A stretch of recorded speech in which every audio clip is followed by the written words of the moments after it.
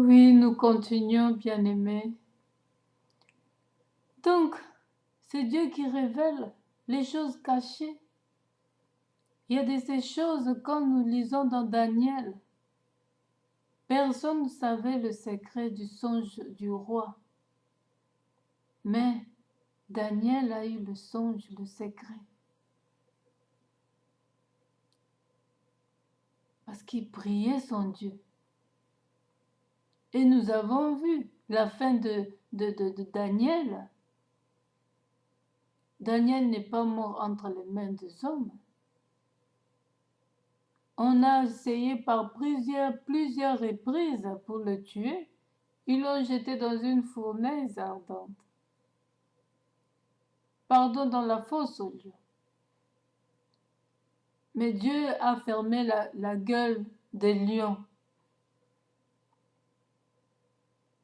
Donc, c'est pas tout le monde que les satanistes peuvent tuer. Les satanistes peuvent tuer que si Dieu a ordonné pour ta vie, ta fin.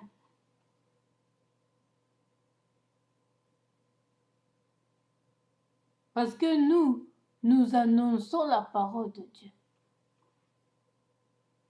Et c'est Dieu qui doit décider sur la fin. Et même pour les chrétiens, c'est Dieu qui décide. Pour les chrétiens, eux, ils sont protégés plus que nous parce que, dans ce sens que, parce qu'ils ne prêchent pas comme nous la vérité en face devant tout le monde.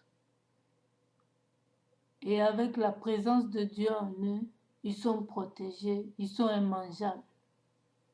Mais nous, comme nous prêchons la parole de Dieu, nous annonçons la vérité, nous sommes tentés à se faire prendre par ces satanistes. S'ils viennent la nuit quand nous dormons, ils ont l'échec total. S'ils viennent spirituellement, ils ont l'échec total. Mais quand s'ils viennent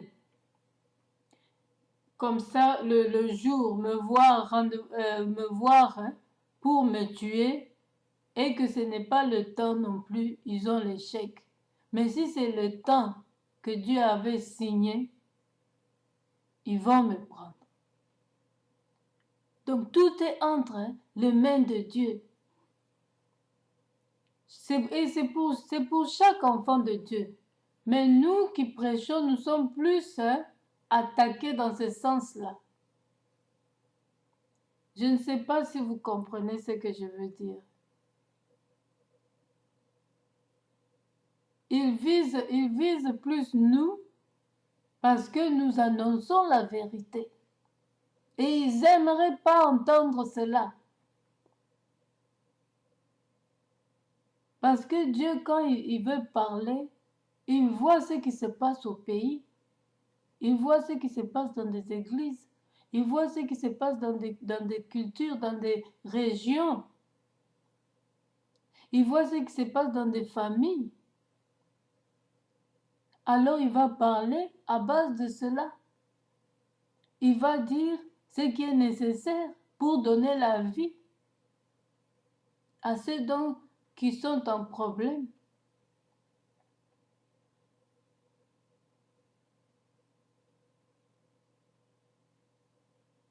Alors nous ne devons pas mâcher les mots, nous ne devons pas retrancher ni rajouter de ce que Dieu nous a donné.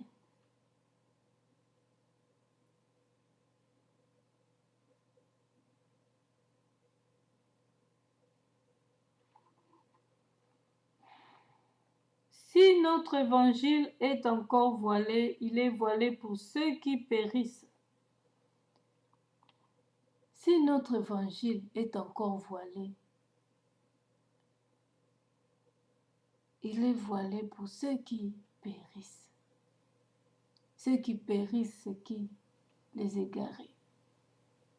Les égarés, ils ne veulent pas s'intéresser à ça. Les satanistes ne veulent pas écouter la parole de Dieu. Ils ne veulent pas changer de comportement.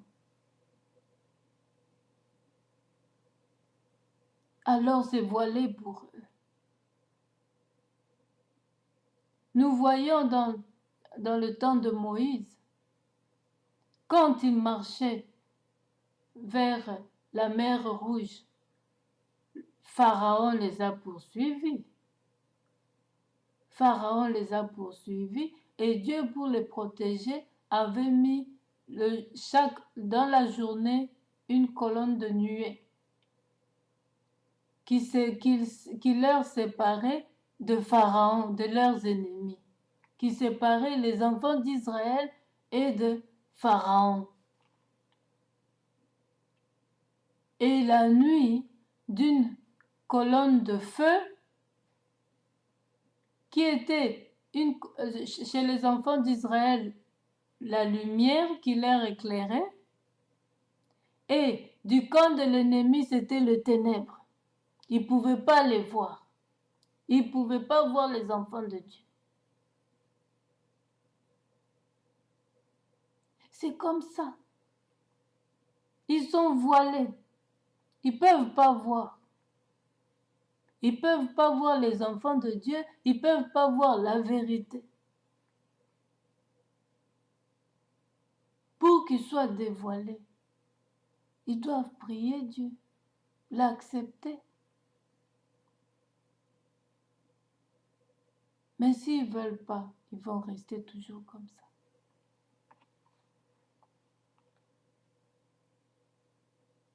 Pour les incrédules, dont le Dieu de siècles a aveuglé l'intelligence, afin qu'ils ne vissent pas briller la splendeur de l'évangile de la gloire de Christ, qui est l'image de Dieu. Si vous en faites partie de ces incrédules que Dieu lui-même a aveuglés, c'est fini pour vous. C'est fini pour vous parce que personne ne pourrait prier pour vous pour que vous repentiez. Personne, ni moi. Parce que c'est Dieu lui-même qui vous rend incrédule. Pharaon, Dieu l'avait rendu incrédule. Quand Moïse était parti pour libérer le peuple de Dieu, Pharaon, Dieu l'a rendu incrédule pour prendre son premier fils, s'il ne savait pas. Il a vu plusieurs plaies qui frappaient son peuple. Il résistait. Dieu a envoyé la deuxième plaie. Il résistait. Dieu a envoyé la troisième. Jusqu'à combien de plaies?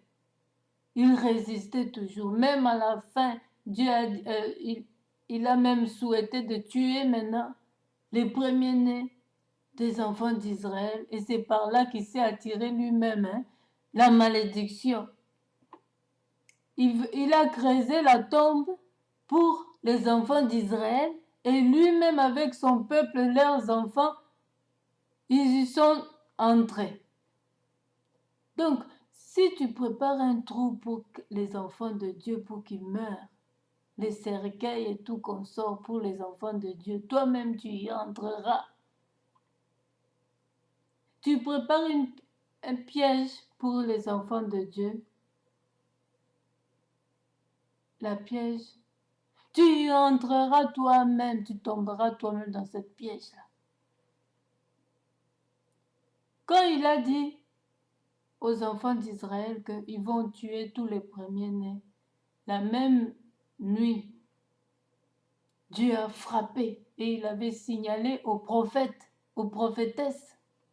Myriam et Moïse étaient au courant et ils ont prévenu le peuple de Dieu pour qu'ils puissent se protéger et mettre le sang sur les poteaux de chaque maison des enfants d'Israël pour pas qu'ils soient atteints,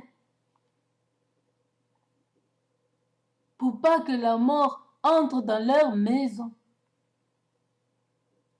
Et les orgueilleux du camp de Pharaon